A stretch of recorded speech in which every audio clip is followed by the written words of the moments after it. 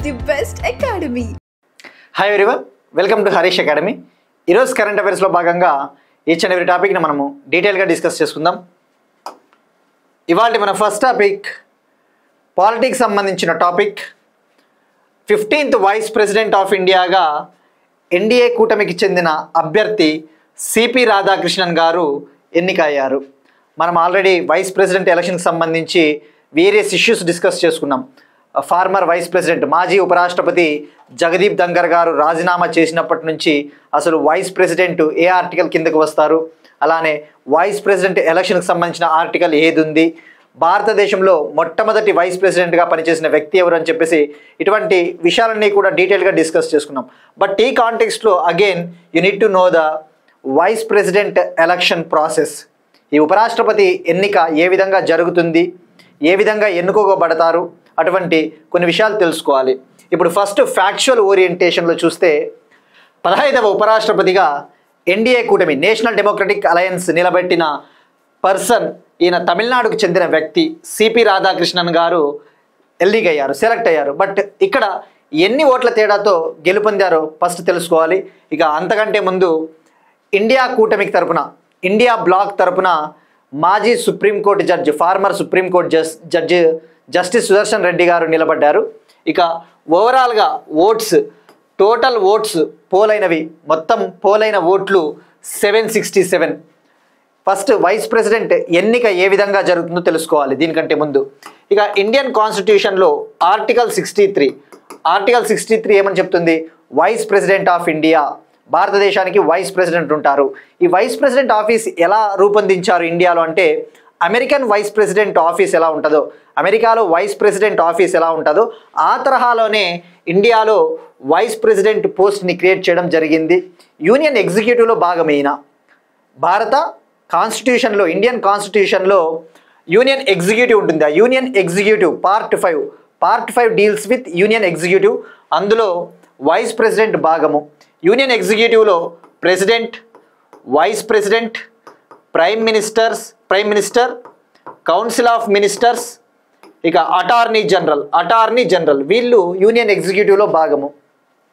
ఈ vice president విషయానికి వస్తే భారత రాజ్యాంగం పరంగా చూస్తే second highest position after president తర్వాత రెండవ అత్యున్నత పదవి వైస్ ప్రెసిడెంట్ పదవి. ఇక ఆర్టికల్ 63 వైస్ ప్రెసిడెంట్ గురించి తెలుపుతుంది. Article 64 vice president to act as a ex officio chairman of Rajya Sabha. అంటే రాజ్యసభ ఎగువ సభ ఉంది కదా, ఇండియాలో పార్లమెంట్లో 2 హౌసెస్ ఉంటాయి, లోక్సభ, రాజ్యసభ. లోక్సభని లోయర్ హౌస్ దిగువ సభ అంటారు, రాజ్యసభని ఎగువ సభ అప్పర్ హౌస్ అంటారు. ఆ అప్పర్ హౌస్కి ఈయన ఎక్స్ అఫిషియో చైర్మన్గా వ్యవహరిస్తారు. ఆర్టికల్ 64 ఏమని చెప్తుంది? Ex officio chairman of the Rajya Sabha వచ్చేసి వైస్ ప్రెసిడెంట్. ఇక article 66 election of the vice president గురించి చెప్తుంది. అంటే ఏ విధంగా ఇతన్ని ఎన్నుకోవాలి అని చెప్పేసి. Article 67 tenure of the vice president గురించి చెప్తుంది. అంటే ఇతని ఎంత పదవీ కాలం ఎన్నేళ్ళు ఉంటుంది? ఆర్టికల్ 67 ప్రకారం పదవీ కాలం 5 years, 5 ఏళ్ళు. ఇక ఇప్పుడు ఫస్ట్ మనము ఏ విధంగా ఎన్నిక కాబడతారు అని చెప్పేసి తెలుసుకుందాం. వైస్ ప్రెసిడెంట్ ఎలక్షన్కి, ప్రెసిడెంట్ ఎలక్షన్కి ఒక డిఫరెన్స్ ఉంటుంది. ఈ రాష్ట్రపతి ఎన్నికలో లోక్సభ మరియు రాజ్యసభకు సంబంధించి ఎలక్టెడ్ ఎంపీలు మాత్రమే, అంటే ఎన్నిక కాబడ్డ మెంబర్ ఆఫ్ పార్లమెంట్స్ మాత్రమే, ఎంపీలు మాత్రమే ఎన్నికలో, రాష్ట్రపతి ఎన్నికలో పాల్గొంటారు. గుర్తుపెట్టుకోండి, ప్రెసిడెంట్ ఎన్నికలో లోక్సభ మరియు రాజ్యసభలో ఎలక్టెడ్ ఎంపీస్ మాత్రమే పాల్గొంటారు. అలానే స్టేట్ ఎమ్మెల్యేస్, రాష్ట్రాలకు చెందిన ఎమ్మెల్యేలు పార్టిసిపేట్ చేస్తారు. ఇక వైస్ ప్రెసిడెంట్ ఎలక్షన్ విషయానికి వస్తే ఈయన ఎన్నికలో లోక్సభ మరియు రాజ్యసభ నుంచి both elected and nominated MPs, Lok Sabha మరియు రాజ్యసభలో ఎవరైతే ఎంపీలు ఉంటారో ఎన్నిక కాబడ్డ వాళ్ళు, అలానే నామినేట్ కాబడ్డ ఎంపీలు పాల్గొంటారు. గుర్తుపెట్టుకోండి, ఎలక్టెడ్ అండ్ నామినేటెడ్. ఇక ఎమ్మెల్యేలు వైస్ ప్రెసిడెంట్ ఎలక్షన్లో పార్టిసిపేట్ చేయరు.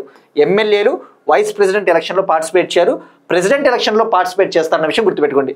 మరి ఎందుకు వైస్ ప్రెసిడెంట్ పదవికి ఎమ్మెల్యేలు ఎందుకు పార్టిసిపేట్ చేయరు అంటే, డాక్టర్ బిఆర్ అంబేద్కర్ గారి ప్రకారం, భారత రాజ్యాంగ నిర్మాత అంబేద్కర్ గారి ప్రకారము ఆయన ఏమంటారంటే, వైస్ ప్రెసిడెంట్ అనే అతను ఎక్కువ కాలం ప్రెసిడెంట్గా పనిచేయరు. ఈయన పదవీ కాలం అంతా కూడా రాజ్యసభ ఎక్స్ అఫిషియో చైర్మన్గా ఉంటుంది.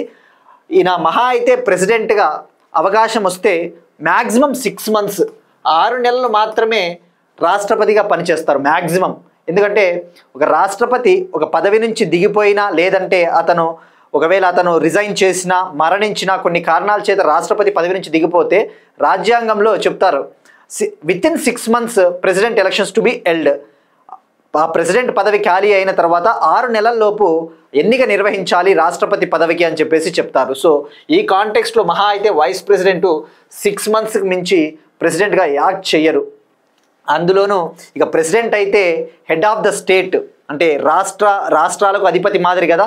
సో అందుకు ప్రెసిడెంట్ ఎన్నికలో ఎమ్మెల్యేలు పార్టిసిపేట్ చేస్తారు. వైస్ ప్రెసిడెంట్కి అంత అవసరం ఉండకపోవచ్చు అని చెప్పేసి ఈ నిబంధనను ఇందులో చేర్చలేదు. ఇక ఎలక్షన్ విషయానికి వస్తే ఏ విధంగా ఎన్నిక కాబడతారు?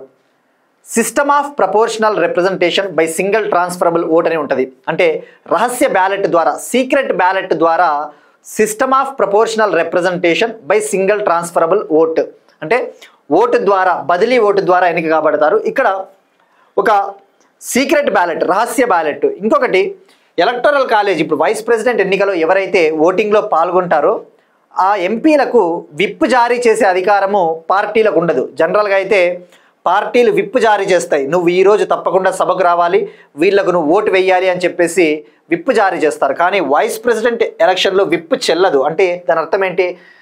నేను నీకు విప్ జారీ చేస్తా ఉన్నాను, నువ్వు తప్పకుండా ఓటింగ్కి రావాలి, ఓటింగ్కి వచ్చి నేను చెప్పిన క్యాండిడేట్కే ఓటు వేయాలి అని చెప్పే అధికారం పార్టీలకు ఉండదు. వాళ్ళకి నచ్చిన వాళ్ళకి ఓటు వేసుకోవచ్చు.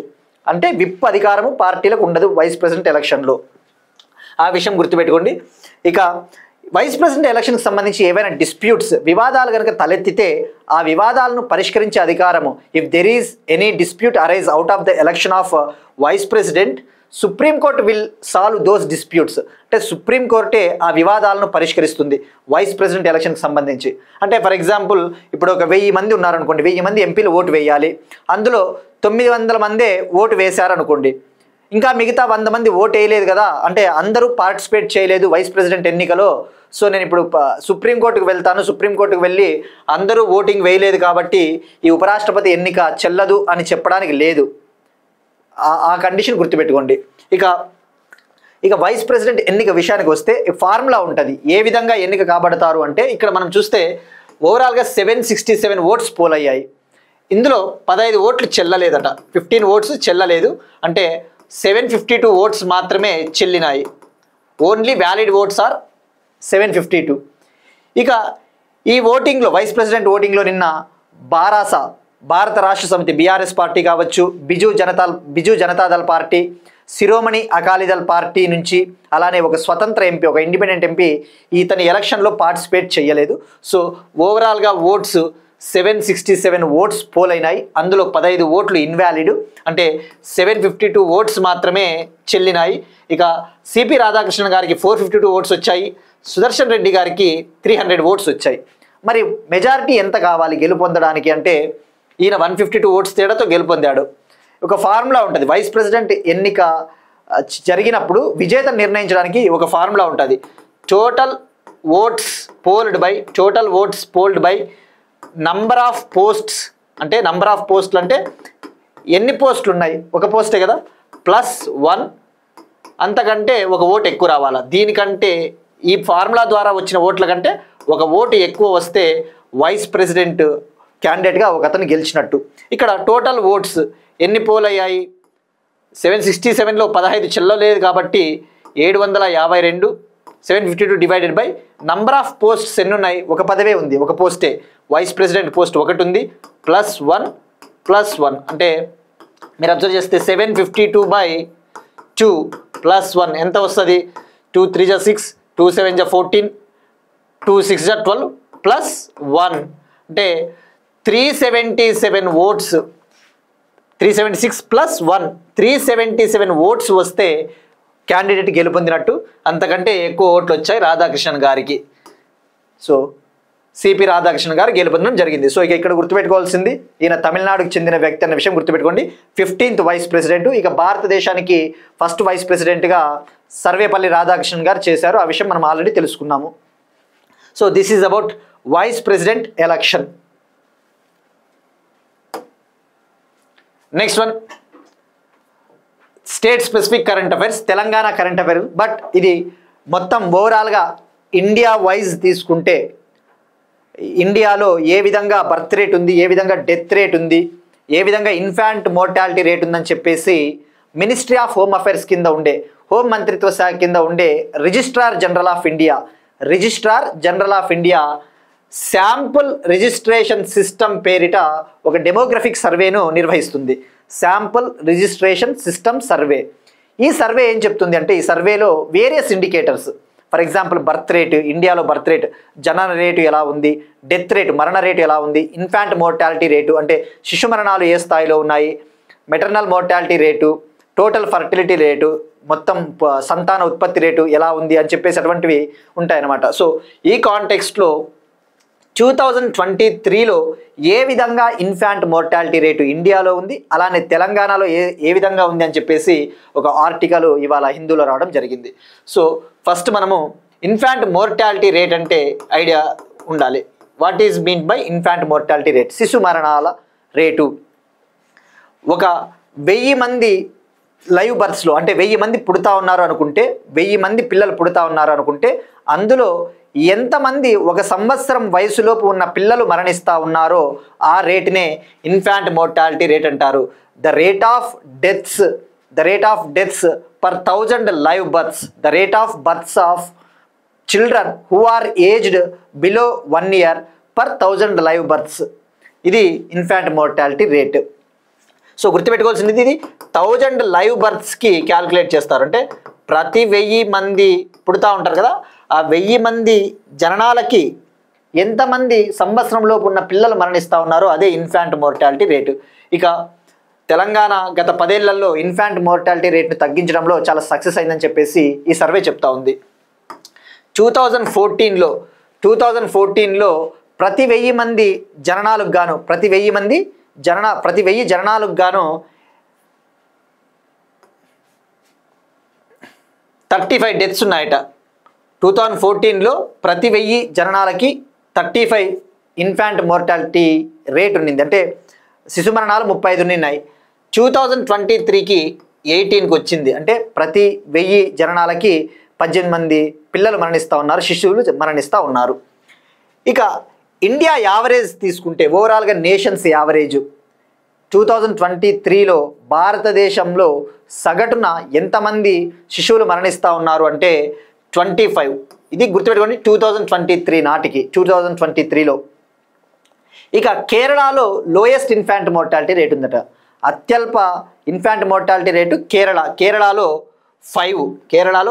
ఇక హైయెస్ట్ ఇన్ఫాంట్ మోర్టాలిటీ రేట్, అత్యధికంగా ఇన్ఫాంట్ మోర్టాలిటీ రేట్ ఉన్న రాష్ట్రాలు మధ్యప్రదేశ్, ఉత్తరప్రదేశ్, ఛత్తీస్గఢ్. ఈ 3 రాష్ట్రాలలో ఇన్ఫాంట్ మోర్టాలిటీ రేటు 37 ఉంది. ఆ విషయం గుర్తుపెట్టుకోండి.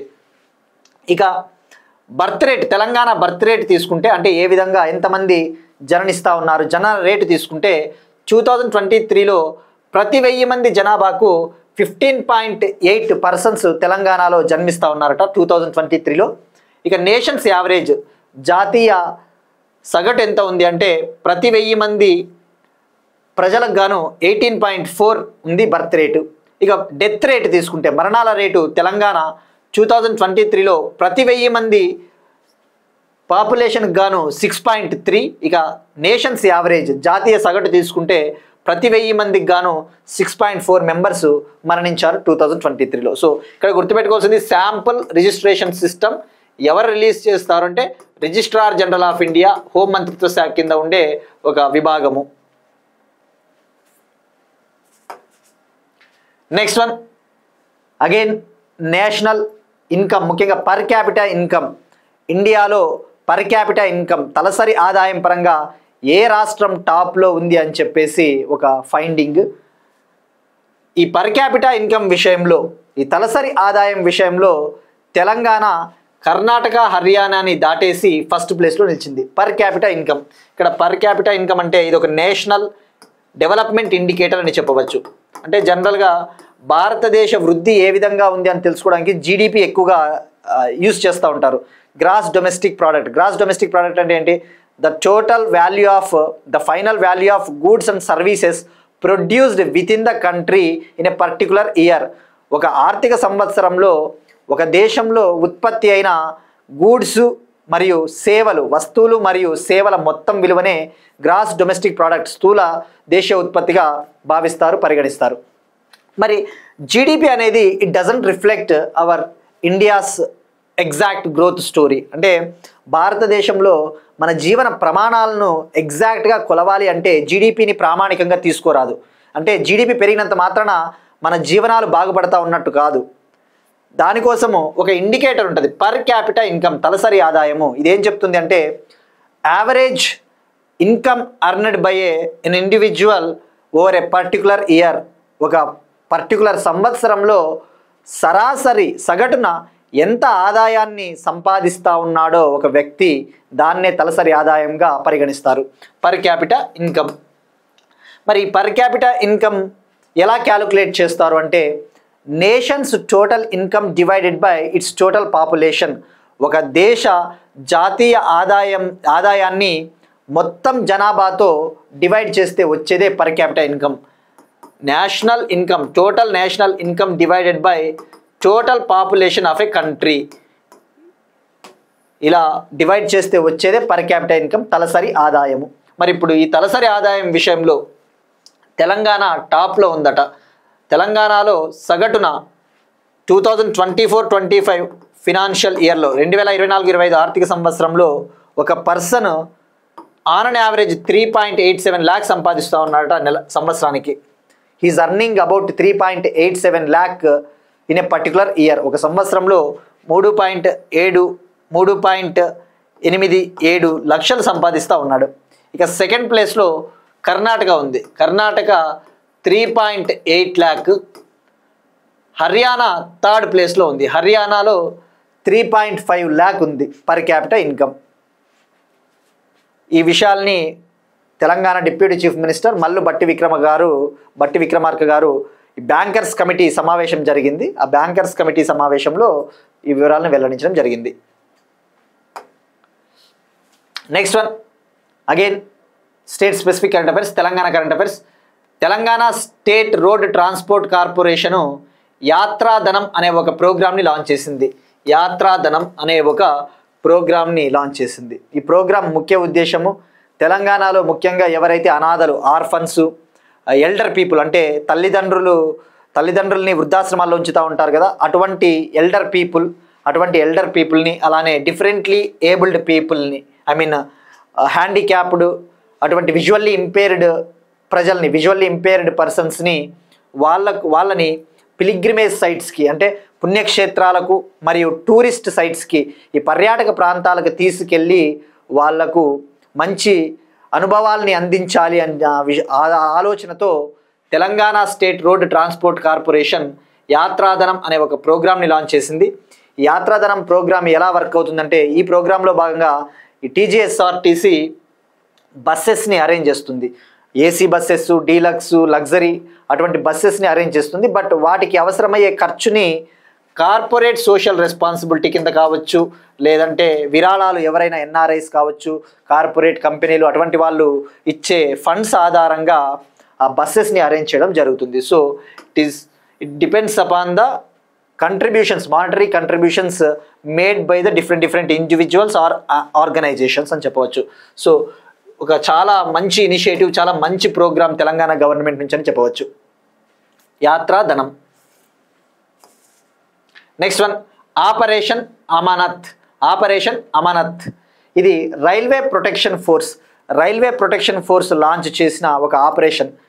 ఇండియాలో ముఖ్యంగా రైళ్లలో ప్రయాణిస్తూ ఉన్నప్పుడు ఎవరైతే ప్రయాణికులు మొబైల్ ఫోన్స్ని పోగొట్టుకుంటారో ఆ మొబైల్ ఫోన్స్ని రికవరీ చేయడం కోసము రైల్వే ప్రొటెక్షన్ ఫోర్స్ లాంచ్ చేసిన ఒక ఆపరేషన్ అమానత్. ఈ ఆపరేషన్ అమానత్లో భాగంగా సదరన్ సెంట్రల్ రైల్వే డివిజన్లో, దక్షిణ మధ్య రైల్వే డివిజన్లో ఫోన్స్ని రికవరీ చేశారట. సో ఇక్కడ గుర్తుపెట్టుకోవాల్సింది డైరెక్ట్గా ఎవరు లాంచ్ చేసిన ఇనిషియేటివ్ అంటే రైల్వే ప్రొటెక్షన్ ఫోర్స్, ఆపరేషన్ అమానత్. ఇక రైల్వే ప్రొటెక్షన్ ఫోర్స్కి ఇటీవలే తొలిసారిగా ఒక మహిళ డైరెక్టర్ జనరల్గా ఎన్నికయ్యారు. For the first time in the history of railway protection force, one woman got appointed as a Director General of this body, railway protection force. ఆమె పేరు Sonali Mishra, IPS officer. Sonali Mishra ఈమె తొలిసారిగా ఒక మహిళ ఎన్నిక కాబడింది ఆర్పిఎఫ్ డైరెక్టర్ జనరల్గా. Next one, Andhra Pradesh current affairs. Andhra Pradesh government అమరావతిలో IBM సంస్థ ఏర్పాటు చేయబోతా ఉన్న క్వాంటమ్ కంప్యూటర్ని పర్యవేక్షించడం కోసము, అలానే ఈ అమరావతిలో క్వాంటమ్ వ్యాలీ నిర్మాణ పనులను వేగవంతం చేయడానికి to fasten the construction works of Amaravati quantum city 2 కమిటీల్ని, స్పెషల్ కమిటీల్ని ఏపీ గవర్నమెంట్ నియమించింది. ఒకటి అపెక్స్ కమిటీ, మరొకటి ఎక్స్పర్ట్ కమిటీ. మనము క్వాంటమ్ మిషన్కి సంబంధించి వేరియస్ ఇష్యూస్ డిస్కస్ చేసుకున్నాం. ఇండియాలో క్వాంటమ్ కమ్యూనికేషన్ అనేది చాలా వేగవంతంగా డెవలప్ చెందుతూ ఉంది. ముఖ్యంగా హై స్పీడ్ ఇంటర్నెట్ కోసం కావచ్చు, ఇటువంటి వేరియస్ అప్లికేషన్స్, హెల్త్ సెక్టార్ కావచ్చు, ఎడ్యుకేషన్ సెక్టార్లో ఈ క్వాంటమ్ కమ్యూనికేషన్ అనేది చాలా కీ రోల్ ప్లే చేస్తుంది, ముఖ్యమైన పాత్ర. దీనికోసం 2023లో సైన్స్ అండ్ టెక్నాలజీ మంత్రిత్వ శాఖ 2023లో science and technology ministry national quantum mission కూడా లాంచ్ చేసింది. National quantum mission. ఆ national quantum mission validity 2023-24 to 2030-31, 2023-24 నుంచి 2030-31 వరకు ఈ మిషన్లో భాగంగా క్వాంటమ్ కంప్యూటర్స్ని నిర్మించడం జరుగుతుంది. Amaravati India's first quantum valley, భారతదేశంలో మొదటి క్వాంటమ్ వ్యాలీ, లేదంటే ఇండియాస్ ఫస్ట్ క్వాంటమ్ విలేజ్ అని చెప్పవచ్చు అమరావతి. రీసెంట్గా అమరావతి క్వాంటమ్ డిక్లరేషన్ని కూడా ఏపీ గవర్నమెంట్ లాంచ్ చేసింది. ఇక్కడ ఈ అమరావతిలో ఐబిఎం కంపెనీ ఒక క్వాంటమ్ కంప్యూటర్ని కూడా ఏర్పాటు చేయబోతా ఉంది. సో ఈ కాంటెక్స్ట్లో ఈ ప్రణాళికలను వేగవంతం చేయడం కోసం, ఆ ప్లాన్స్ని, స్ట్రాటజీస్ని వేగవంతంగా అమలు చేయడం కోసం, ఫాస్ట్గా ఇంప్లిమెంట్ చేయడం కోసం అపెక్స్ కమిటీని ఏర్పాటు చేశారు. ఈ అపెక్స్ కమిటీకి హెడ్గా చీఫ్ మినిస్టర్ ఉంటారు. ఈ అపెక్స్ కమిటీ ఏం చేస్తుందంటే అడ్వైజెస్, స్ట్రాటజీస్, ప్లాన్స్ని ఫార్ములేట్ చేస్తుంది. అంటే అవసరమైన సలహాలు, సూచనలు, ప్రణాళికల్ని రూపొందిస్తుంది. ఎక్స్పర్ట్స్ కమిటీ, నిపుణుల కమిటీ ఏవైతే ఆ ప్రణాళికలు, సలహాలు ఇచ్చి ఉంటుందో ఆ ఎపెక్స్ కమిటీ వాటిని అమలు పరుస్తుంది. It will implement those strategies. So ఇక క్వాంటమ్ కంప్యూటర్స్ పర్ఫార్మెన్స్ని క్యూబిట్స్లో కొలుస్తారు. ఆ విషయం గుర్తుపెట్టుకోండి. క్యూబిట్స్ అంటే 0 or 1 క్యూబిట్స్. ఇక కర్ణాటక కూడా ఇండియాస్ ఫస్ట్ క్వాంటమ్ సిటీని బెంగళూరు వద్ద నిర్మించబోతా ఉంది. ఇండియాస్ ఫస్ట్ క్వాంటమ్ సిటీ, భారతదేశపు మొదటి క్వాంటమ్ సిటీగా బెంగళూరుని నిర్మించాలి అని చెప్పేసి కర్ణాటక అనౌన్స్ చేసింది. సో ఇవన్నీ ఏంటంటే ఇండియాస్ ఫస్ట్ క్వాంటమ్ సిటీ, లేదంటే ఇండియాస్ ఫస్ట్ క్వాంటమ్ వ్యాలీ, ఇవన్నీ కూడా టర్మ్స్ అన్ని సినానిమస్గా ఉంటాయి, అంటే అన్నీ ఒకేలానే ఉంటాయి. India's first quantum city Bengaluru ఏంటి, India's first quantum valley Amaravati ఏంటి అని చెప్పేసి కొద్దిగా కన్ఫ్యూజన్ వస్తుంది. But quantum valley in the sense ఇక అది ఒక బ్రాడ్ టర్మ్ అని చెప్పవచ్చు. అంటే అందులో రీసెర్చ్ ఇన్ఫ్రాస్ట్రక్చర్, అవసరమైన మౌలిక వసతులు అన్నీ కూడా ఏర్పాటు చేస్తారు. అది క్వాంటమ్ వ్యాలీ. ఇప్పుడు క్వశ్చన్ చూద్దాం. ఇది మిషన్ లైఫ్ సంబంధించి మనం డిస్కస్ చేసిన కాన్సెప్ట్. మిషన్ లైఫ్ని ఎప్పుడు, ఎవరు, ఎక్కడ అనౌన్స్ చేశారు మనం డిస్కస్ చేసిన కాన్సెప్ట్. ఎప్పుడు దీన్ని ఎక్కడ, ఎవరు అనౌన్స్ చేశారు, అఫీషియల్గా అధికారికంగా ఎప్పుడు లాంచ్ చేశారు. ఎందుకంటే ఇటీవల Andhra Pradesh tourism development corporation mission life implement చేయాలి అని చెప్పేసి కూడా ప్లాన్ చేస్తూ ఉంది. తన ప్రాజెక్టులలో మిషన్ లైఫ్ని ఇంప్లిమెంట్ చేయాలని చెప్పేసి భావిస్తూ ఉంది. సో ఈ కాంటెక్స్లో మిషన్ లైఫ్ క్వశ్చన్ ట్రై చేయండి. ఇక మనం నిన్న అడిగిన question, India's first vulture conservation portal. భారతదేశంలో ఈ రాబందుల కోసం తొలిసారిగా ఒక పోర్టల్ని ఎక్కడ లాంచ్ చేశారు అంటే అస్సాం. దాని పేరు వచ్చేసి ద వల్చర్ నెట్వర్క్ అనేది పోర్టల్ పేరు. నెక్స్ట్ వన్, ఎన్విరాన్మెంట్కి సంబంధించి అవార్డ్స్. స్వచ్ఛ వాయు సర్వేక్షణ్ అవార్డ్స్. ఇండియాలో every year ministry of environment and forestry and climate change, ఈ పర్యావరణ మంత్రిత్వ శాఖ స్వచ్ఛ వాయు సర్వేని నిర్వహిస్తుంది. భారతదేశంలో ఈ ఎయిర్ పొల్యూషన్ని, గాలి కాలుష్యాన్ని తగ్గించడం కోసము ఎన్విరాన్మెంట్ మినిస్ట్రీ, పర్యావరణ మంత్రిత్వ శాఖ 2019లో నేషనల్ క్లీన్ ఎయిర్ ప్రోగ్రామ్ని లాంచ్ చేసింది. నేషనల్ క్లీన్ ఎయిర్ ప్రోగ్రామ్, జాతీయ స్వచ్ఛ వాయు ప్రోగ్రామ్ అని చెప్పవచ్చు. దీంట్లో భాగంగా 130 సిటీస్ని ఐడెంటిఫై చేశారు. ఈ 130 నగరాలలో ఈ వాయు కాలుష్యం ఎక్కువగా ఉంది. సో ఈ 130 సిటీస్లో వాయు కాలుష్యాన్ని తగ్గించాలి అని చెప్పేసి ఆ ఉద్దేశంతో 2019లో తీసుకురావడం జరిగింది. ఇప్పుడు ఈ నేషనల్ క్లీన్ ఎయిర్ ప్రోగ్రామ్ కింద ఈ ఎన్విరాన్మెంట్ మినిస్ట్రీ స్వచ్ఛ వాయు సర్వేక్షణ సర్వేని నిర్వహిస్తుంది. సర్వేని నిర్వహించి ఏ సిటీ బెస్ట్ సిటీ అని చెప్పేసి అవార్డ్స్ ఇవ్వడం జరుగుతుంది. ఈ సంవత్సరము అవార్డ్స్ని ఎన్విరాన్మెంట్ మినిస్టర్ ప్రదానం చేశారు అవార్డ్స్ని. సో ఓవరాల్గా 3 కేటగిరీలు ఉంటాయి. ఈ స్వచ్ఛ వాయు సర్వేక్షణ అవార్డ్స్లో 3 కేటగిరీస్గా డివైడ్ చేస్తారు సిటీలని, పాపులేషన్ ఆధారంగా, జనాభా ఆధారంగా. ఒక కేటగిరీ వచ్చేసి 10 lakh కంటే ఎక్కువ పాపులేషన్ ఉంటే, 10 లక్షల జనాభా కంటే ఎక్కువ ఉన్న కేటగిరీ ఒకటి. 3 lakh to 10 lakh 3 లక్షల నుంచి 10 లక్షల జనాభా ఉన్న సిటీల్ని ఒక కేటగిరీ, కేటగిరీ 2. ఇక category 3 less than 3 lakh population, 3 లక్షల కంటే తక్కువ జనాభా ఉన్న సిటీలుగా గుర్తిస్తారు. సో ఇప్పుడు అవి తీసుకుంటే 10 lakh కంటే ఎక్కువ పాపులేషన్ ఉన్న కేటగిరీలో ఫస్ట్ ప్లేస్లో ఇండోర్, మధ్యప్రదేశ్. ఫస్ట్ గుర్తుపెట్టుకోండి, ఇది చాలా ఇంపార్టెంట్. 10 lakh కంటే ఎక్కువ పాపులేషన్ ఉన్న కేటగిరీలో first place Indore, second Jabalpur, third ప్లేస్లో 2 సిటీలు నిలిచినాయి, ఆగ్రా, సూరత్. ఇది 10 లక్షల కంటే ఎక్కువ జనాభా ఉన్న కేటగిరీ కాబట్టి తప్పకుండా టాప్ 3 గుర్తుపెట్టుకోండి, వాడి స్టేట్మెంట్లో ఇచ్చినప్పుడు హెల్ప్ అవుతుంది. ఇక 3 lakh to 10 lakh population category తీసుకుంటే ఫస్ట్ ప్లేస్లో అమరావతి అంటే ఆంధ్రప్రదేశ్ అని చెప్పి కన్ఫ్యూజ్ అవ్వద్దండి, ఇది మహారాష్ట్ర అమరావతి. సెకండ్ ప్లేస్లో ఝాన్సీ అండ్ మొరాదాబాద్, ఈ 2 సిటీలు సెకండ్ ప్లేస్లో నిలిచాయి. థర్డ్ ప్లేస్లో అల్వారు. ఇక లెస్ దాన్ 3 lakh 3 లక్షల కంటే తక్కువ జనాభా ఉన్న కేటగిరీలో ఫస్ట్ ప్లేస్లో దేవాస్ అనే సిటీ నిలిచింది, దేవాస్. ఇక హైదరాబాద్ విషయానికి వస్తే ఇది 10 lakh కంటే ఎక్కువ పాపులేషన్ ఉన్న కేటగిరీ కాబట్టి హైదరాబాద్ 22nd ప్లేస్లో నిలిచింది, 22వ స్థానంలో నిలిచింది. సో ఇక్కడ మనకి ఫస్ట్ తప్పకుండా గుర్తుపెట్టుకోండి, వీలైతే ఈ కేటగిరీలో మాత్రం ఈ 3 గుర్తుంచుకోండి. ఇక ఓవరాల్గా 11 సిటీస్ అంతే కదా, ఇక్కడ 4 సిటీలు ఉన్నాయి, ఇక్కడ 4, 8, ఇక్కడ 3 ఉన్నాయి. మొత్తం ఓవరాల్గా ఈ నేషనల్ క్లీన్ ఎయిర్ ప్రోగ్రామ్ కింద ఈ సంవత్సరం 11 సిటీలకు అవార్డులు రావడం జరిగింది. ఇక అలానే వెట్లాండ్ సిటీస్ రికగ్నిషన్ సెరమనీ అనేదాన్ని కూడా నిర్వహించారు. రామ్సార్ కన్వెన్షన్, ఇరాన్లోని రామ్సార్ ప్రాంతంలో ఈ రామ్సార్ కన్వెన్షన్ని తీసుకొని వచ్చారు. ఈ వెట్లాండ్స్ ముఖ్యంగా ఈ చిత్తడి నేలలు ఏవైతే ఉంటాయో వాటిని పరిరక్షించడం కోసం, to conserve those wetlands, Ramsar convention wetland city accreditation scheme అనే దాన్ని అనౌన్స్ చేశాయి గతంలో.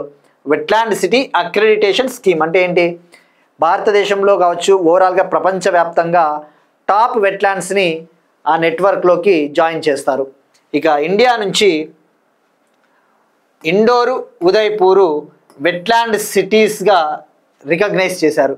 ఇండోరు, ఉదయ్పూర్ని వెట్లాండ్ సిటీస్గా గుర్తించారు ఈ రామ్సార్ కన్వెన్షన్ కింద ఉన్న ఈ అక్రిడిటేషన్ స్కీమ్లో.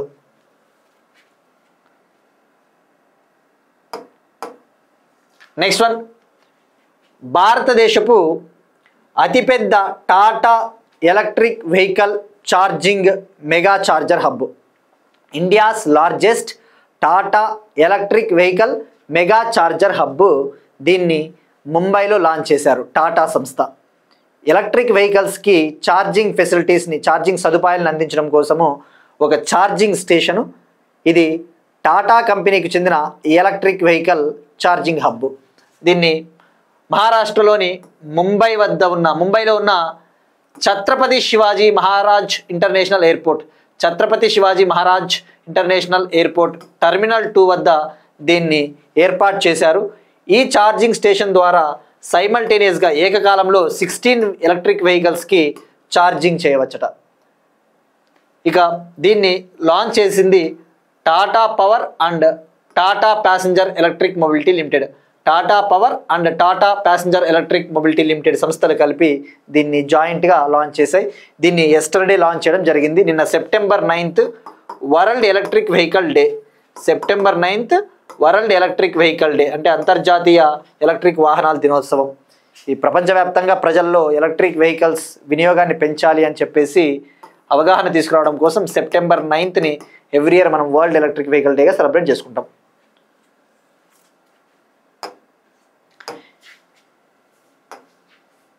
నెక్స్ట్ వన్, ఇంటర్నేషనల్ రిలేషన్స్ సంబంధించి శ్రీలంక ఒక బిల్ని తొలగించింది.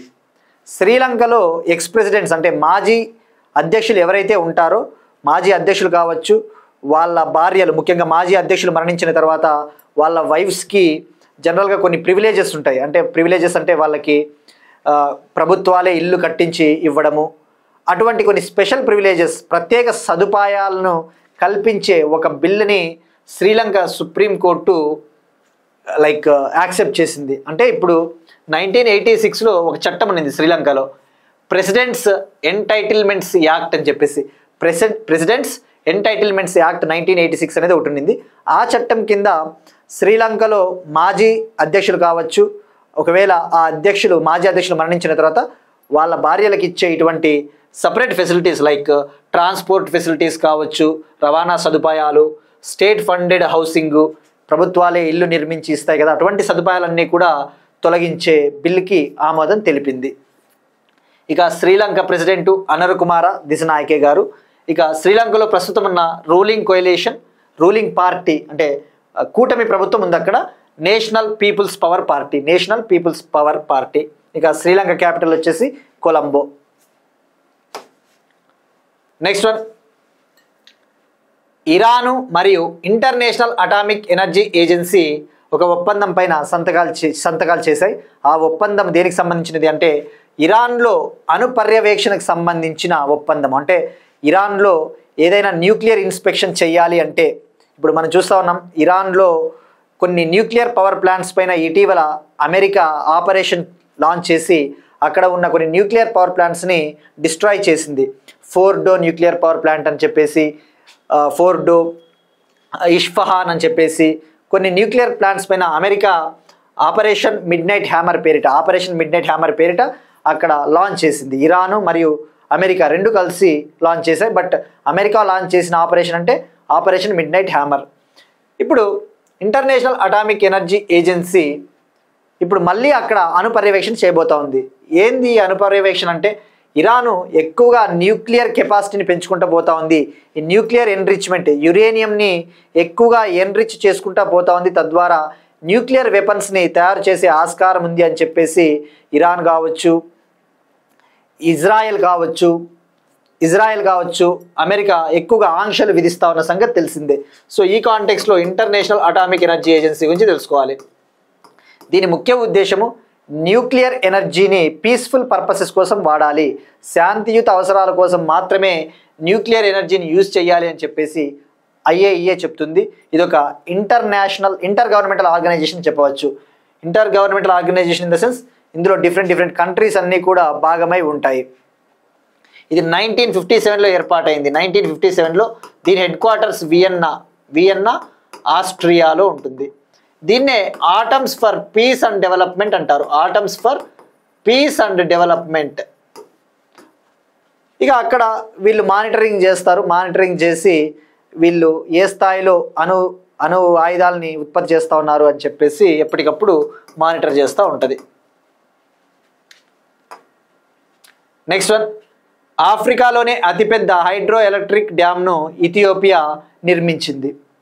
5,000 మెగావాట్ల కెపాసిటీతో ఆఫ్రికాలోనే అతిపెద్ద హైడ్రో ఎలక్ట్రిక్ డ్యామ్ని ప్రారంభించింది. ఇక దీనివల్ల ఇథియోపియాకి ఎనర్జీ సెక్యూరిటీ, అవసరమైన శక్తి కూడా అందుతుందని చెప్పవచ్చు, హైడ్రో ఎలక్ట్రిసిటీ. ఇక ఇథియోపియా క్యాపిటల్ విషయానికి వస్తే అడ్డిస్ అబాబా, ఇది ఆఫ్రికన్ కంట్రీ. ఇక్కడ అబ్జర్వ్ చేస్తే రెడ్ సీ కూడా ఉంది. ఈ రెడ్ సీ ప్రాంతంలో ఇటీవల అండర్ సీ కేబుల్స్ కట్ అయ్యాయట. అంటే ఇంటర్నెట్ అవసరం కావాలి అంటే అండర్ సీలో ఈ సముద్ర గర్భంలో కేబుల్స్ని వేస్తారు. ఆ కేబుల్స్ ద్వారా ఇంటర్నెట్ ట్రాన్స్ఫర్ అవుతుంది. ముఖ్యంగా ఇండియా నుంచి యూరప్కి, లేదంటే యూరప్ నుంచి ఇండియాకి ఇంటర్నెట్ డేటా ట్రాన్స్ఫర్ కావాలి అంటే ఈ అండర్ సీ కేబుల్స్ చాలా కీలకమైనవి. రెండు అండర్ సీ కేబుల్స్ ఈ రెడ్ సీలో కట్ అవ్వడం వల్ల ఇటీవల ఇండియాలో భారతీ ఎయిర్టెల్ కావచ్చు, జియో కావచ్చు, ఇవి కొద్దిగా ఇంటర్నెట్ లాటెన్సీని ఫేస్ చేశాయి. అంటే డేటా ట్రాన్స్ఫర్ అంత వేగవంతంగా అవ్వలేదు. ఎందుకంటే ఈ రెడ్ సీలో ఆ కేబుల్స్ కట్ అవడం వల్ల. సో ఎక్కడ కట్ అయ్యాయి అంటే cables red sea. Next one appointments సంబంధించి నేషనల్ స్టాక్ ఎక్స్చేంజ్ చైర్మన్గా Injeti Srinivas. National stock exchange, ఇది స్టాక్ ఎక్స్చేంజ్, ఈ స్టాక్ మార్కెట్లకు సంబంధించిన ఒక ఎక్స్చేంజ్. దీని హెడ్ క్వార్టర్స్ ముంబై. దీనికి ఇప్పుడు చైర్మన్గా తెలుగు పర్సన్ ఇంజేటి శ్రీనివాసన్ గారు నియమితులయ్యారు, అపాయింట్ అయ్యారు.